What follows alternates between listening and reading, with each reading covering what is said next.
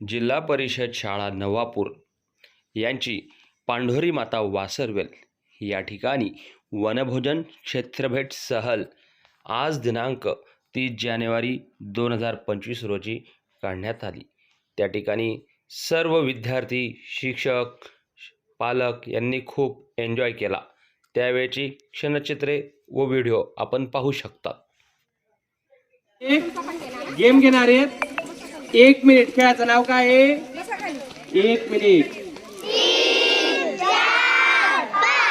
Very good. Tie झालेली हात लावायचा